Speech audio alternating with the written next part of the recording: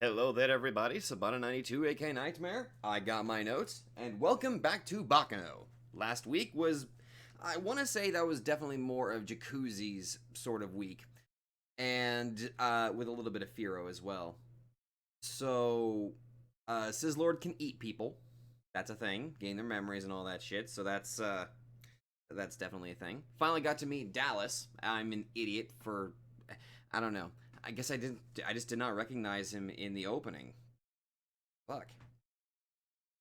That's the problem.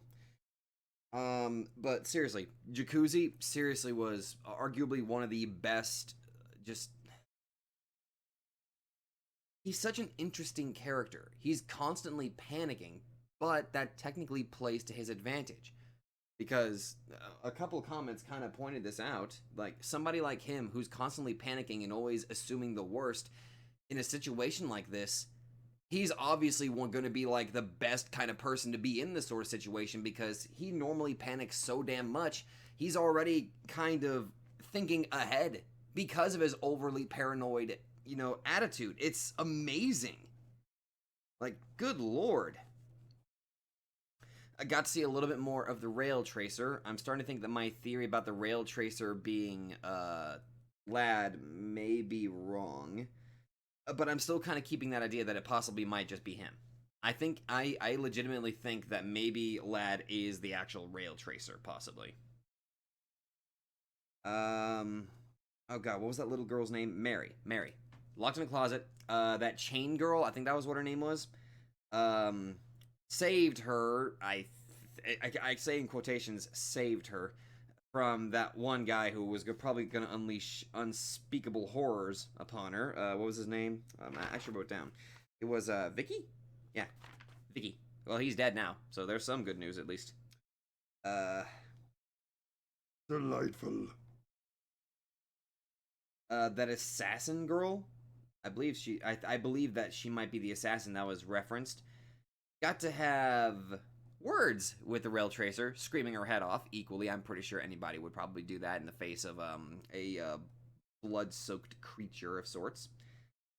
But yeah. Oh right.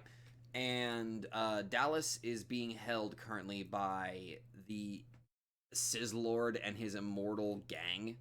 So ended off with him being injected with something. And funnily enough, Isaac got fucking shot because of the leader of the family that Firo ended up joining. That dumbass. Okay, here's our celebratory shot. Oh my god! Oh shit! God damn it! Again? That's like the third time this week. God damn it! Seriously, I'm both loving and fearing this show because one, it's causing me a headache with you guys are gonna fucking lose it. I'm really thinking about just casually showing off the page that the pages that have all of my notes written down, so you can kind of see the mental gymnastics that I'm kind of doing right now. Because goddamn, I'm really running out of space on this paper. But anyway, I think it's finally time for us to get back into this. I'm hoping that we can figure out what they injected Dallas with, and hopefully get a little bit more information about, possibly who the rail tracer is. Or possibly maybe the rail tracer really is just this entity on the train. I mean, it's clearly doing things that no normal human could do, but that could also be said for somebody as gleefully psychotic as, Lad. Regardless, let's play that catchy tune. All right, so right off the bat, I got my order mixed up here. I watched the previews after I watched the next episode. So after I watch episode 8, I need to come back here and actually check out the preview. If memory serves, I will try to do that. Okay, so finally, got some of my questions answered about how the immortality started. In the year 1711, it was on a boat. I believe it was called, I believe it was called the Advina Avi. And that's where Sizzlord, Miza, and several other people, including I'm convinced that that kid is Cheslaw. I'm convinced that that's Cheslaw. Basically made contact with a mysterious being. And granted, they say that he was a demon. He's like, To call me a goddamn devil. He was more or less an observer, an unknown force that granted Myza the knowledge to create the grand panacea. And ironically, every single person on that boat, except for Sylvie, partook in this brew, becoming immortal. While Sylvie herself, I'm guessing she probably put it in her mouth, but then put it in a little vial. So it seems like she carries that around with her. I'm assuming. And let's see.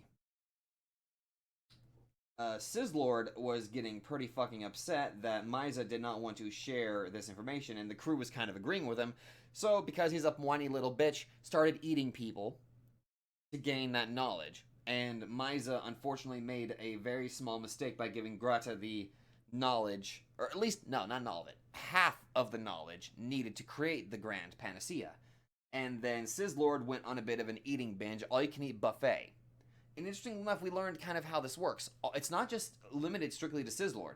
All of the immortals have this ability to where if they wish to devour an immortal, that is what they can do. It seems like they are not allowed to devour normal people. So by devouring a fellow immortal, they are able to acquire their essence as well as their knowledge.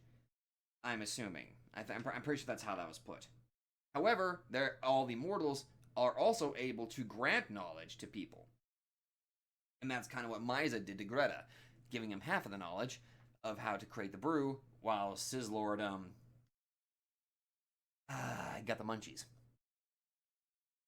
Oh god, that was sad. That was legitimately hard to sit through. It was satisfying, though, seeing Sizzlord's arm just kind of, like, go busty because he could not eat, Sylvie. Thank god she's okay. And Elma, in an attempt to distract Sizzlord, well, the attempt succeeded and he fell overboard. Elma was able to be granted a wish from the mysterious being. What that wish is, I'm not entirely sure yet. But damn. Ooh, this episode did a good job making me legitimately despise Sizzlord because, again, Myza brings up a fair point. I mean, with not wanting to share the knowledge of immortality with people because there's a humongous amount of risk to just spreading that knowledge willy-nilly, and Sizzlord is just, he's an old man. He lacks the mental ability to just kind of come to that sort of conclusion. He just wants to spread this knowledge everywhere. Whoop-de-doo. Oh well, he's a stubborn old bastard. Hopefully he gets what's coming to him. Anyway, thankfully, I've now learned at least a little bit about the origin of how they all became immortal. Finally. Now, I'm going to put this little note page for 1711 off to the side and grab my main notes again, just in case. Now, I'm going to go hop into the next episode, and I will see all of you there. Hello there, everybody, and now we are on episode 8 of Baccano. In the last episode, we learned the origin of the immortality brew, or the Grand Panacea, learned that Sizzlord is, or was, as much of a scumbag back then, if not worse, than he is right now, and I'm guaranteeing that he's probably equally or even worse than he was back then, about 200 years ago, in the freaking year of 1711. We learned that there was this was basically a summoning. It was granted a devil summoning, but it was a being that probably wasn't a demon. They granted Myza the knowledge of the immortality brew, as well as how it all works. Everybody in the boat became immortal except for Sylvie, and Sizzlord kind of went on a bit of a buffet binge, as he was basically shitting himself mad because he decided to be a little bit of a toddler because he wasn't getting his way. And, well, oh well. I mean, granted how old he is, he probably wears diapers anyway. Anyway, started going on a binge, started mercilessly eating people, got his arm blown up because he couldn't eat Sylvie, and got knocked off the side of the boat, and Elma got a, wait. Oh, okay. Elma got himself a wish from the mysterious being. As to what that wish is, I am unaware, and we do not know just yet. However, we know that Elma and Misa are still together in the whole mafia business up to this stage. So, I wonder what's going to happen next. Oh, don't get me wrong. I'm still kind of fired up. Really severely hating Sizzlord quite a bit. Oh, you evil little bastard. And we learned that Cheslaw was even on that boat, too. So he was also immortal. Delightful. That kid has got to be freaking Misa. There's no other kid that looks like freaking Fuhrer King Bradley's kid. Anyway, speaking of, let's go ahead and get started on this, shall we?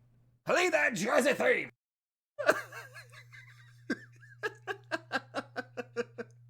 Okay.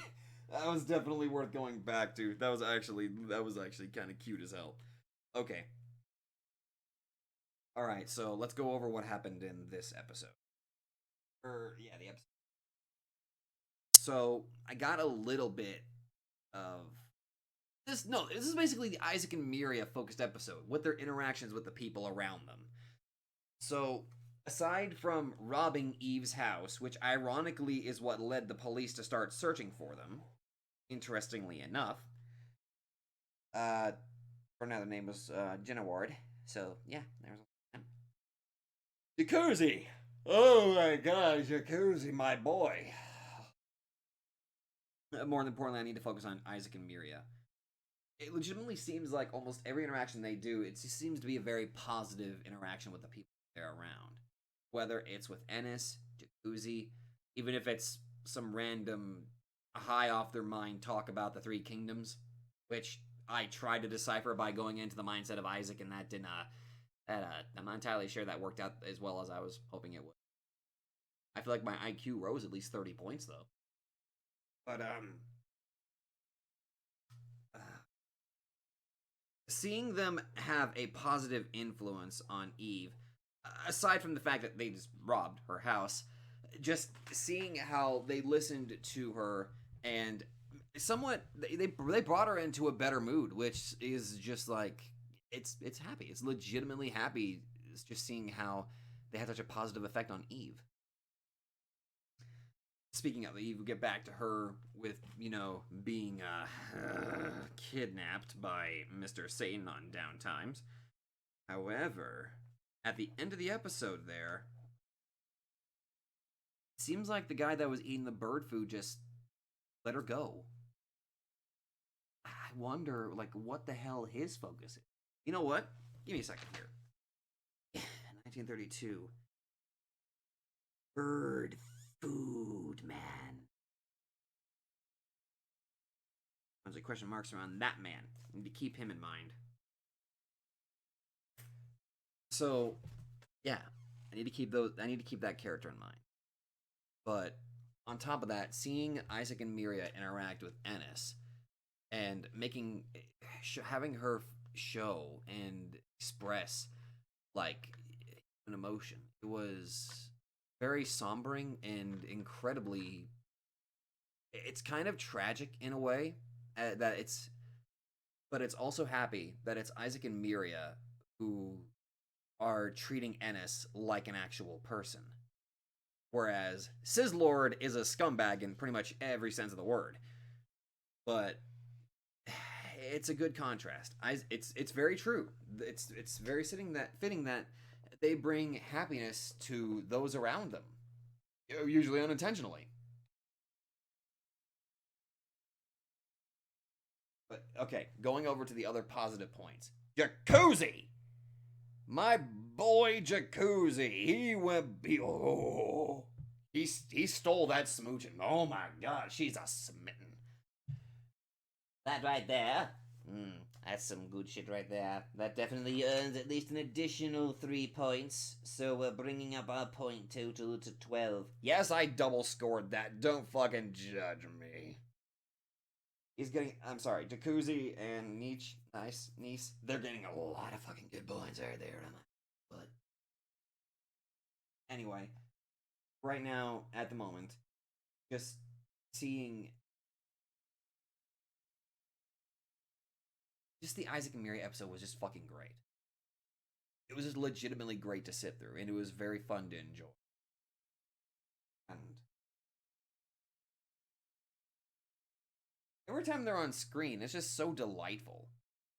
And usually, unless you count the fact that Isaac was preventing Miria from seeing the horrific, bloody mess, which that really goes to show how much he cares for his partner, you know?